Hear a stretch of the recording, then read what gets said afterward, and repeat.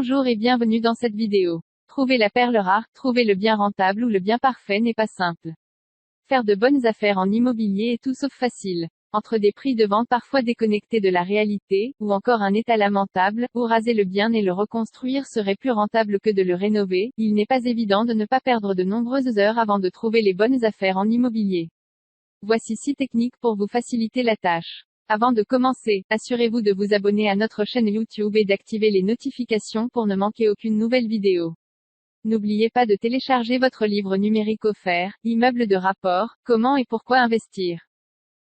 Acheter avec un locataire en place. Acheter un bien immobilier à but locatif avec un locataire déjà en place permet de faire de bonnes affaires en immobilier.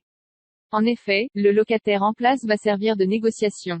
On peut ainsi plus facilement négocier avec la banque pour se faire financer un maximum de choses tout en ayant de meilleures conditions puisque dès l'achat, le bien immobilier nous rapporte déjà de l'argent.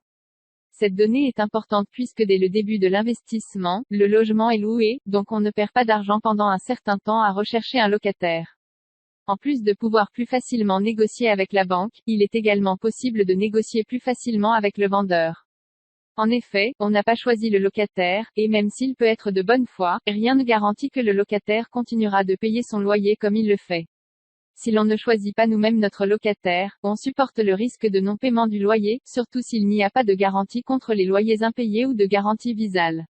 C'est donc un argument de poids pour négocier le prix du bien à la baisse. Les bonnes affaires en immobilier se font en négociant. Négocier, c'est la clé pour faire de bonnes affaires en immobilier. Malheureusement pour elle, beaucoup de personnes n'osent pas négocier de peur d'offenser le vendeur ou de passer à côté de l'achat pour avoir fait une offre moins élevée que celle d'un autre. C'est sûr qu'il s'agit d'un risque, mais ne pas acheter au bon prix n'est pas la solution, au contraire. Il est préférable de passer à côté d'une bonne affaire plutôt que d'en acheter une mauvaise. Négocier nous expose au risque de ne pas acheter mais nous permet de faire de bonnes affaires en immobilier lorsque ça passe. Négocier signifie demander une réduction importante du prix. Il ne s'agit pas uniquement de gratter 2000 € ou 5000 € même si c'est toujours ça de prix. Par contre négocier, c'est obtenir au moins 20% de moins. On ne peut pas négocier 20% sur un bien qui a été complètement rénové puisque l'on n'a aucune marge de négociation. Quelle raison invoquer pour faire baisser le prix? Aucune. Pour faire baisser le prix de 20%, il faut s'intéresser aux biens nécessitant des travaux. Et cela tombe bien, ce genre de bien n'intéresse que des investisseurs donc on n'a plus la concurrence des acheteurs particuliers. Éviter les zones tendues. Les zones tendues sont les zones où les biens immobiliers sont très demandés, à tel point que certaines annonces ne paraissent jamais puisque le bien immobilier est vendu avant même d'arriver sur le marché. Les agents immobiliers ont proposé le bien à leurs habitués avant de le mettre en ligne et certains ont fait des offres qui ont été acceptées. Dans ces zones, même si un bien nécessite des travaux, il vous sera difficile de négocier. Les biens qui sont en vente partent en général au prix, voire à plus que le prix puisque les acheteurs se battent pour acheter le bien. Pour faire de bonnes affaires en immobilier, vous allez devoir vous excentrer des grosses villes. Aller dans des villes plus petites ne veut pas dire qu'il n'y a pas de demande locative. Il y a des gens partout en France qui ont besoin de se loger. Même un petit village est parfois plus attractif qu'une ville moyenne, sauf que peu de personnes osent s'y aventurer. Du coup, les biens sont moins chers car il y a moins d'acheteurs. Si pour la location vous n'aurez normalement aucun problème, gardez quand même en tête que si vous décidez de revendre, vous aurez par contre plus de difficultés mais ce ne sera pas impossible. Regardez des biens dont personne ne veut. Comme on l'a vu un peu plus tôt, les biens dont personne ne veut sont les biens délabrés nécessitant de gros travaux ou encore des biens situés dans des villes de taille moyenne ou des petites villes. Les travaux font peur aux gens alors que c'est ce qu'il y a de mieux. En effet, il n'y a aucun défaut de cachet et vous avez la possibilité de l'aménager à votre goût. Le plus compliqué dans tout cela est de trouver un artisan qui rénovera votre bien, mais honnêtement, ce n'est rien d'insurmontable.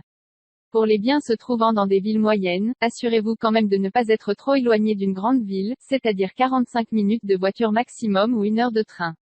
De cette façon vous aurez encore plus de chances de trouver des locataires facilement puisqu'un accès rapide à leur travail est possible grâce à la localisation de votre bien.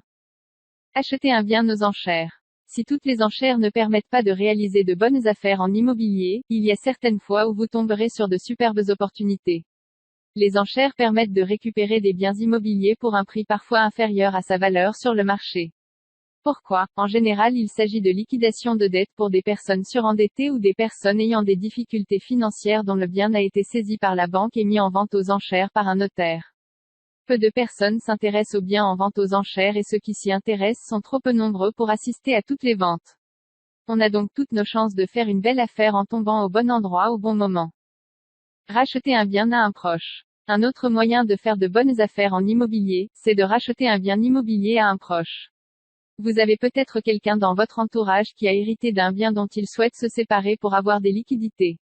C'est une super opportunité puisque la personne vous connaît et vous pouvez vous accorder plus facilement. En plus, vous évitez la concurrence d'autres acheteurs puisque c'est une vente quasi exclusive. Un parent peut également vous vendre un bien immobilier. Cette fois, vous pourrez bénéficier d'une réduction non négligeable sur le prix du bien. Si ce n'est pas l'idéal en ce qui concerne la transmission de patrimoine, la vente à un descendant peut permettre de bénéficier d'une forte décote, en dessous du prix du marché. Attention tout de même de ne pas trop vous éloigner de la réalité, sous peine de vous faire redresser par le fisc. Autre solution s'il s'agit d'un parent, la donation. En effet, le parent peut faire une donation en nature, c'est-à-dire en argent, ou en bien mobilier ou immobilier d'une valeur maximum de 100 000 € tous les 15 ans sans payer d'impôt. Merci d'avoir suivi cette vidéo jusqu'à la fin. Si elle vous a plu, n'hésitez pas à la partager sur les réseaux sociaux et à nous faire part de votre point de vue dans les commentaires. Vous trouverez également dans la description différentes ressources utiles comme l'ensemble de nos livres numériques gratuits et téléchargeables. À bientôt.